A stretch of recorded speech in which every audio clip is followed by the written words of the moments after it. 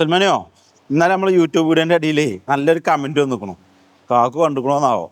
കാക്കു ഏതായാലും ഇവിടെ ഉണ്ടല്ലോ, കാക്കുനോട് ചോദിച്ചു നോക്കാം കണ്ടുക്കണോന്നാവുന്നല്ലേ. കാക്കു തിരക്കില്ല? തിരക്കില്ല അല്ല പറയൂ. ഇന്നലെ യൂട്യൂബ് വീഡിയോന്റെ കമന്റുകൾ വായിച്ചിനോ? ഇല്ല. നല്ലൊരു കമന്റ് ഉണ്ടെന്ന് അതില്. അത് ശരി, ഞാൻ ഇന്നലത്തെ വീഡിയോ എന്നാ വായിച്ചേ, എന്നിട്ട് മൈൻഡ് കയറ്റുന്ന നല്ലൊരു കമന്റ് ഉണ്ട്. കമന്റ് ഉണ്ടോ? എന്താ കമന്റ്? എന്താ ജിരിക്ക് 10-18 പേര് പെയിന്റിങ് വർക്ക് ചെയ്യുന്നുണ്ട് എന്ന്. അപ്പൊ എല്ലാം നിങ്ങൾ പെയിന്റ് അടിച്ചിറക്കുന്നതാണോ? നല്ലൊരു ക്വസ്റ്റ്യൻ ആണ് അല്ലേ? അപ്പൊ ഞാൻ സംശയമുള്ള ചോദ്യമാണ്. ആരെങ്കിലും നമ്മൾ കുറ്റം പറഞ്ഞു തരുത്, കുറ്റം പറഞ്ഞല്ല, നല്ലൊരു കമന്റ് ആണ്. അപ്പൊ അതിന്റെ അടിയിൽ തന്നെ കമന്റുകൾക്ക് നമ്മൾ ആൾക്കാർ മറുപടി ഉണ്ട്. ഇത് ന്യൂ കാർ ഷോറൂം അല്ല, യൂസ്ഡ് കാർ ഷോറൂമാണ്. അത് മാത്രമല്ല, വാഹനങ്ങൾ എടുക്കുമ്പോൾ പല പെയിന്റിങ് പ്രോബ്ലം ഉണ്ടാകും. പിന്നെ കസ്റ്റമർക്ക് പല മോഡിഫിക്കേഷനും ആവശ്യം ഉണ്ടാകും. അതൊക്കെ ചെയ്യുമ്പോൾ എല്ലാവിധ ജോലിയും ചെയ്യുന്ന ഒരുപാട് ജോലിക്കാരുള്ള യൂസ്ഡ് കാർ ഷോറൂമാണ് സഫാരി. വേറെ കമൻറ്റ് പാടുണ്ടല്ലോ, ബ്രോ വണ്ടി എടുക്കുന്നവർ കളർ ചേഞ്ച് ആക്കും, പറഞ്ഞാൽ ചേഞ്ച് ആക്കി കൊടുക്കും ഇവർ. പിന്നെ സെക്കൻഡ് മാർക്കറ്റാണ്, വണ്ടി സൂപ്പറായിരിക്കും, ചിലപ്പോൾ ചെറിയ ഒരവൊക്കെ കാണും, അതൊക്കെ റീപെയിൻറ്റ് ചെയ്തു കൊടുക്കും. ചുമ്മാ നെഗറ്റീവ് പറയാതെ. ശരിക്കും അവരിങ്ങനെ ചർച്ചകൾ നടക്കുന്നുണ്ട്. ശരിക്കും അത് നെഗറ്റീവ് അല്ല, ഒരു സംശയമാണ്. അപ്പൊ അദ്ദേഹം ചോദിച്ചത് എന്താ വെച്ചാൽ, നമ്മളെല്ലാ വണ്ടിയും റീപെയിന്റ് ചെയ്തിട്ടാണ് കൊടുക്കണെന്നാണ് ചോദിച്ചത്. അപ്പൊ ഇത് ശരിക്കും ഇൻഫർമേഷൻ ഇതിൽ പാസ് ചെയ്യാണ്ട് അല്ലേ? നിങ്ങളൊരു യൂസർ കാർ എടുക്കുമ്പോൾ ഒരുപാട് കാര്യങ്ങൾ ശ്രദ്ധിക്കാണ്ട്. അപ്പൊ ഇന്ന് നമുക്ക് ചർച്ച ചെയ്യാൻ പോണത് റീപെയിന്റ് അല്ലേ? റീപെയിന്റ് ചെയ്താൽ എന്ത്, ചെയ്തില്ലെങ്കിൽ എന്ത്? ആദ്യം റീപെയിന്റ് വാഹനങ്ങൾ നമ്മൾ പെയിന്റ് ചെയ്താൽ തന്നെ റീസെയിൽ മാർക്കറ്റിൽ വലിയൊരു ഇടിവുണ്ടായിരുന്നു.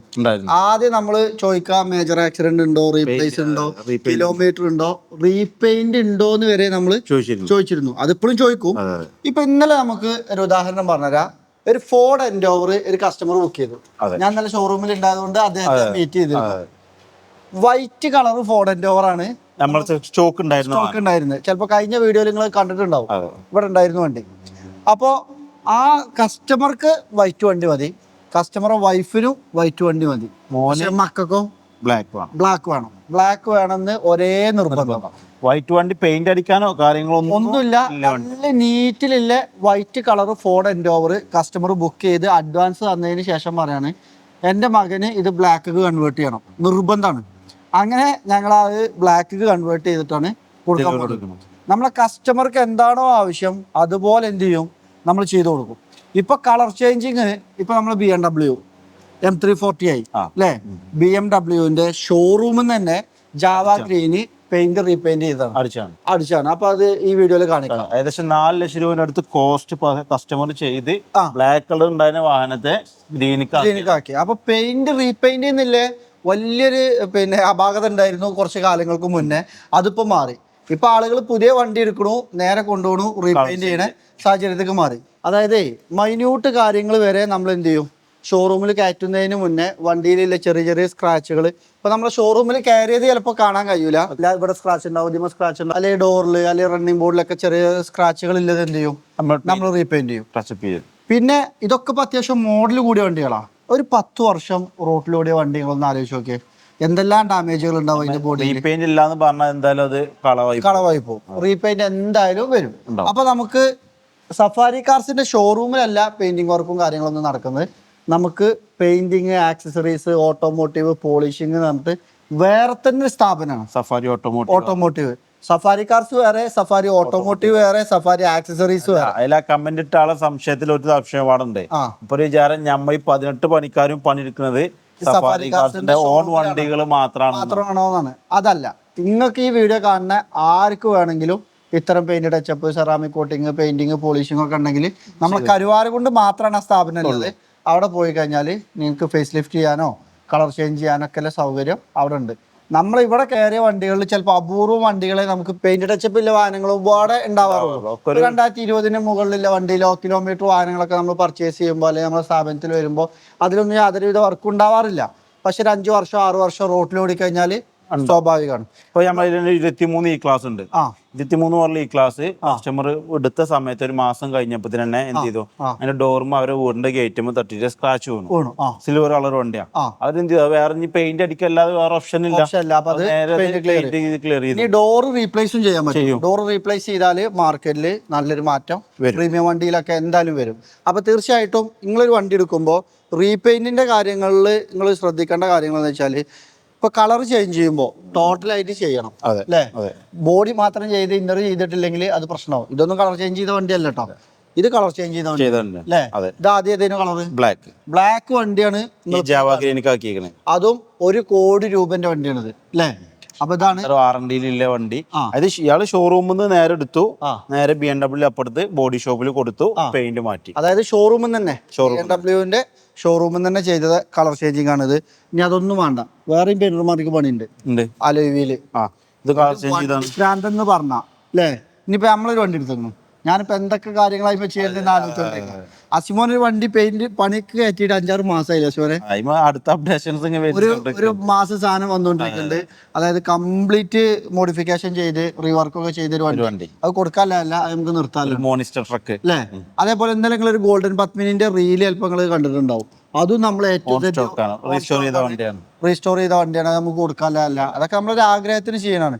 ഇനിയിപ്പോ ഒരു 1960 മോഡൽ അംബാസഡർ നമ്മള് റിസ്റ്റോറേഷൻ ചെയ്തുകൊണ്ടിരിക്കുന്നുണ്ട്. ഇതൊക്കെ നമ്മളൊരു വണ്ടിപ്രാന്തിന്റെ ഭാഗമായിട്ട് ചെയ്തുകൊണ്ടിരിക്കുകയാണ്. ഇപ്പൊ നമ്മളെ കൊച്ചി ഷോറൂമിൽ ഈ കിടക്കുന്ന വണ്ടികളിൽ റീപെയിന്റ് ഇല്ല വണ്ടി നമ്മൾ റീപെയിന്റ് ഉണ്ട് എന്ന് പറയും അല്ലേ. അപ്പൊ ഇതിലൊരു 80% വണ്ടിയിലും റീപെയിന്റ് ഇല്ല. പിന്നെ ചെറിയ ചെറിയ ടച്ചപ്പുകൾ ഉണ്ടാവും. അതായത് ചെറിയ ചെറിയ സ്ക്രാച്ച് റോഡ് ഇതുണ്ടോ, ആ റോഡ് ഒന്ന് നോക്കാം നിങ്ങൾ. പ്രത്യേകിച്ച് ഇപ്പോഴത്തെ കാലത്ത് എമ്മാരി തിരക്കാണ് അല്ലേ. പിന്നെ ഇന്നലെ രാത്രി നമ്മൾക്ക് ഒരു ബൈക്കാരന്റെ ഒരു അനുഭവം ഉണ്ടായി. ഏത് സൈഡിൽ കൂടെ കയറുന്നതെന്നൊന്നും ആൾക്കാർക്ക് പറയില്ല. ലെഫ്റ്റ് കൂടി റൈറ്റ് കൂടിയും എല്ലാ സ്ഥലത്തു കൂടി വണ്ടിക്കാരാണ്. അപ്പൊ ചെറിയ ചെറിയ സ്ക്രാച്ചുകളോ തട്ടുമുട്ടോ വരാതിരിക്കൂല. കാണിച്ചു നോക്കാം. ഇതാണോ ഈ സ്ക്രാച്ച്? ഈ സ്ക്രാച്ച് ഇപ്പൊ നമ്മൾ ചെയ്യാതെ വെച്ചിട്ടാണ്. പക്ഷെ ഇത് നമുക്ക് കസ്റ്റമർക്ക് ഡെലിവറി കൊടുക്കുന്നതിന് മുന്നേ നമ്മൾ എന്ത് ചെയ്യും, ഫുൾ ക്ലിയർ ആക്കും. ഇത് ക്ലിയർ ചെയ്ത് പുതുപുത്തനാവും. പക്ഷെ ഇത് ക്ലിയർ ആക്കുമ്പോൾ നമ്മൾ എന്ത് ചെയ്യും, ഈ ബമ്പറിന്റെ ഒരു കോർണർ ഇങ്ങനെ ക്ലിയർ ചെയ്തിട്ടാണ് നമ്മളത് കൊടുക്കുക. അപ്പൊ എന്ത് ചെയ്യും, കസ്റ്റമർക്ക് ഡെലിവറി കൊടുക്കുമ്പോൾ ഈ സ്ക്രാച്ച് പോലും കാണൂല. ഇപ്പോഴത്തെ സ്ക്രാച്ച് എന്ന് പറയാനുള്ള സ്ക്രാച്ച് ഇല്ല. പക്ഷെ അതിന് അത് മാറണമെന്നുണ്ടെങ്കിൽ അത് പെയിന്റ് അടിക്കല്ലാതെ വേറെ ഓപ്ഷൻ ഇല്ല. അപ്പൊ തീർച്ചയായിട്ടും നിങ്ങൾ വണ്ടി വാങ്ങുമ്പോഴേ ചെറിയ ചെറിയ സ്ക്രാച്ചോ റീപെയിന്റോ വലിയ പ്രശ്നമാക്കണ്ട. പക്ഷേ door replace, bonnet replace, glass replace, dickey replace ഒക്കെ വന്നു കഴിഞ്ഞാൽ വണ്ടിന്റെ മാർക്കറ്റ് വാല്യൂവിൽ വ്യത്യാസം വരും. അപ്പൊ ചെറിയൊരു ഇൻഫർമേഷൻ പാസ് ചെയ്താണ്. അപ്പൊ ആ റീപ്ലേസുകൾ ഉണ്ടാവുമ്പോൾ തന്നെ എന്ത് ചെയ്യണം, അതിന്റെ പ്രൈസ് ഡിഫറെന്റ് ആക്കിയിട്ട് തന്നെ നമ്മൾ കാണിക്കും. അപ്പൊ തീർച്ചയായിട്ടും ഇതൊക്കെ പിന്നെ 6000 കിലോമീറ്റർ ഓടിയ വണ്ടി കേട്ടോ. പുത്തൻ ഷോറൂമിൽ പോയാൽ കാണുന്ന പോലെ തന്നെയാണ് എല്ലാ ഐറ്റം വണ്ടികളും നിൽക്കുന്നത്. പിന്നെ നമുക്ക് ഇന്നോവ, ക്രിസ്റ്റ, ഫോർച്യൂണർ, അതേപോലെ ബ്രസ, പിന്നെ അതേപോലെ കിയന്റെ വണ്ടികൾ, ഹുണ്ടായിന്റെ വണ്ടികൾ, ടാറ്റന്റെ വണ്ടികളൊക്കെ ഉള്ളത് നമ്മളെ കരുവാരകുണ്ട് ഷോറൂമിലാണ്. പിന്നെ ബ്രാൻഡ് എന്ന് പറയുന്ന എല്ലാ ബ്രാൻഡും. ഇപ്പൊ ഇന്നോവ, ഫോർച്യൂണർ, ക്രിസ്റ്റ ഒക്കെ നമ്മൾ ഫേസ് ലിഫ്റ്റ് ഒക്കെ ചെയ്ത് ചിലപ്പോൾ 1000-കണക്കിന് വണ്ടികൾ തന്നെ പറയാം അല്ലേ. പഴയ മോഡൽ ഇന്നോവ പുതിയ മോഡലാക്കണു, പഴയ മോഡൽ ഫോർച്യൂണർ പുതിയ മോഡലാക്കണു. പിന്നെ അതേപോലെ വൈറ്റ് വണ്ടി പുതിയ മോഡൽ കൺവേർട്ട് ചെയ്ത് ഇന്നോവ നമ്മൾ ഫസ്റ്റ് വന്ന ഷേപ്പൊക്കെ ഇങ്ങോട്ടും കൺവേർട്ട് ചെയ്തിട്ടുണ്ട്, ആക്കി കൊടുത്തിട്ടുണ്ട്. അപ്പൊ പല മൈൻഡിലെ വണ്ടിപ്രാന്തന്മാരാണ്. വണ്ടിപ്രാന്തന്മാർ ഒരിക്കലും പ്രൊഡിക്ട് ചെയ്യാൻ പറ്റില്ല. ഓലെ പ്രാന്ത് പറഞ്ഞാൽ വേറെ ലെവലാണ്. അതിനു വേണ്ടി ഓലെ ഏത് അറ്റം വരെ പോകും. ഇപ്പൊ വണ്ടിപ്രാന്തും മോഡിഫിക്കേഷനും കുറച്ച് ട്രെൻഡിങ്ങിൽ വന്നു. ചില ആളുകൾ വന്നിട്ട് കളറ് ഈ കളർ അടിക്കണം എന്ന് പറയുമ്പോൾ നമുക്ക് തന്നെ തോന്നും എന്താണ് ഈ കളർ എന്തിനാണ് മാറ്റുന്നത്. പക്ഷെ മൂപ്പരെ മനസ്സിൽ മൂപ്പർക്ക് ഇഷ്ടപ്പെട്ട കളർ അതാണ്. ഇന്നാളെ ഞാൻ പറഞ്ഞത് റേഞ്ച് റോവർ സ്പോർട്ട് റെഡിയിൽ കസ്റ്റമർക്ക് വണ്ടി വേണം. നമ്മളോട് പറയുന്നത് ഈ വണ്ടി ബ്ലാക്ക് ആക്കി കൊണ്ടാന്ന് പറയുന്നത് അല്ലേ. അത് അദ്ദേഹത്തിന്റെ ഒരു ആഗ്രഹമാണ്. ആ കളർ അത് ചേഞ്ച് ചെയ്ത് കൊടുക്കേണ്ടി വരും. അപ്പോൾ തീർച്ചയായിട്ടും ആ ഒരു കമന്റ് അങ്ങനെയാണ്. അദ്ദേഹം നല്ലൊരു ക്വസ്റ്റ്യൻ ആണ് ചോദിച്ചത്. അപ്പോൾ അതിന് കുറച്ച് നീട്ടി വലിച്ചു തന്നെ ഉത്തരമായിട്ടുണ്ട്. ഇത് യൂട്യൂബ് വീഡിയോ ഫേസ്ബുക്കിൽ വലിയ വീഡിയോ ആയതുകൊണ്ടാണ് ഇത്തരം കാര്യങ്ങളൊക്കെ ഉൾപ്പെടുത്തിയിട്ടുള്ളത്. എന്തെങ്കിലും തെറ്റുകുറ്റങ്ങളൊക്കെ ഉണ്ടെങ്കിൽ ക്ഷമിക്ക്. നിങ്ങളെ വിലയേറിയ അഭിപ്രായങ്ങൾ കമന്റ് ചെയ്യുന്നതോടൊപ്പം നമുക്ക് അതിനുള്ള മറുപടി കാര്യങ്ങളൊക്കെ തന്നു പോകാൻ പറ്റും. നിങ്ങൾക്ക് സംശയങ്ങൾ ഉണ്ടെങ്കിൽ കമന്റ് ചെയ്യും, നമുക്കത് തിരുത്താം. നമുക്ക് നല്ലൊരു കണ്ടന്റ് ചെയ്യാം. നാളെ നമ്മൾ ചെയ്തിട്ടുണ്ട്, ഒരു വാഹനം വാങ്ങിക്കുമ്പോൾ അല്ലെങ്കിൽ ഒരു യൂസർ കാർ എടുക്കുമ്പോൾ നിങ്ങൾ ശ്രദ്ധിക്കേണ്ട ഒട്ടനവധി കാര്യങ്ങളുണ്ട്. ആ ശ്രദ്ധിക്കേണ്ട ഒട്ടനവധി കാര്യങ്ങൾ എല്ലാ വർഷവും മാറിക്കൊണ്ടിരിക്കുകയാണ്. കാരണം ഇപ്പൊ ഞാൻ കഴിഞ്ഞ വർഷങ്ങളോട് ശ്രദ്ധിക്കാൻ പറഞ്ഞ കാര്യങ്ങളിൽ ചിലപ്പോൾ ഈ വർഷത്തേക്ക് വരുമ്പോൾ ചിലപ്പോൾ ഒരു 5 കാര്യം പാടെ എക്സ്ട്രാ വന്നിക്കും. പഴയ ശ്രദ്ധിക്കാൻ പറഞ്ഞ 5 കാര്യങ്ങൾ ചിലപ്പോൾ അതിമ വലിയ ശ്രദ്ധ കൊടുക്കേണ്ടാതെ വന്നിട്ടുണ്ടാവും. അപ്പോൾ നമുക്ക് പുതിയതായിട്ട് ഈ ഒരു വർഷത്തിൽ ഇപ്പോൾ നടക്കുന്ന കാലഘട്ടത്തിൽ നിങ്ങളൊരു യൂസർ കാർ വാങ്ങിക്കുമ്പോൾ ശ്രദ്ധിക്കേണ്ട കാര്യങ്ങൾ എന്തൊക്കെയാണെന്നില്ല ഒരു എപ്പിസോഡ് വരാൻ പോകുന്നുണ്ട്. പ്രത്യേകിച്ച് ഒരു പ്രീമിയം വാഹനം എടുക്കുമ്പോൾ ശരിക്കും പ്രീമിയം വാഹനം എടുക്കുമ്പോൾ വേറെ തന്നെ പറയണം. അപ്പോൾ ഇതിൻ്റെയൊക്കെ എപ്പിസോഡ് വരാൻ പോകുന്നുണ്ട്. തീർച്ചയായിട്ടും നിങ്ങൾ സബ്സ്ക്രൈബ് ചെയ്ത് കൂടിക്കോളി. അതേപോലെ നിങ്ങൾക്ക് വിലയേറിയ അഭിപ്രായങ്ങളും നിങ്ങളുടെ സംശയങ്ങളും കമൻറ്റ് ബോക്സിൽ അറിയിക്കും. നമുക്ക് പറ്റാവുന്ന രീതിയിലൊക്കെ അത് നമ്മളൊരുവിധം കസ്റ്റമറൊക്കെ ചോദിക്കുന്ന ഏറ്റവും വലിയ ക്വസ്റ്റ്യൻ ആണ്. ലക്ഷറി വാഹനം വാങ്ങുമ്പോൾ ഒരു ഡിപ്രിസിയേഷന്റെ ഒരു ലെവല് അതെങ്ങനെയാണ്, അത് ഏത് ലെവലിലാണ് വരിക, അത് ഇത് ഒരു വർഷം കഴിഞ്ഞ് എത്ര വരും? എന്നൊരു കാര്യം ചെയ്യും. കസ്റ്റമറിൽ നിന്നുള്ള ക്വസ്റ്റ്യൻസ് ഇവിടുന്ന് സ്വീകരിക്കുക. നമുക്കൊരു ക്വസ്റ്റ്യൻ തരിക, നമുക്ക് അതിന് പറ്റാവുന്ന രീതിയിൽ പറ്റാവുന്ന രീതിയിൽ യൂസർ കാറിന്റെ മേഖല നമുക്ക് പറയാലല്ലേ. കാരണം ഇത്രയും വർഷത്തിൽ നമ്മൾ ഇതിലിങ്ങനെ നടക്കുമ്പോൾ ശരി ചിലപ്പോൾ നിങ്ങൾ നോക്കുമ്പോൾ ഭയങ്കര പ്രൊഫഷണലൊന്നും അല്ലേ, കാരണം പക്ഷെ നമ്മൾ പറയുന്നത് നമ്മളെ എക്സ്പീരിയൻസ് ഉണ്ടാവും. ചിലപ്പോൾ അത് നിങ്ങൾക്ക് ഉപകാരപ്പെടും അല്ലേ. അപ്പോൾ എല്ലാവരും സബ്സ്ക്രൈബ് ചെയ്ത് കൂടെ വിലയേറിയ അഭിപ്രായങ്ങൾ കമന്റ് ബോക്സിൽ അറിയിക്കുക. അപ്പോൾ നിങ്ങളെ കമൻ്റൊക്കെ നമ്മൾ വായിച്ച് അതിനുള്ള മറുപടി തരും. തീർച്ചയായിട്ടും ഈ വീഡിയോ ഇതുവരെ കണ്ട ഞങ്ങളെ കേട്ട എല്ലാവർക്കും ഒരുപാട് നന്ദി. Thank you.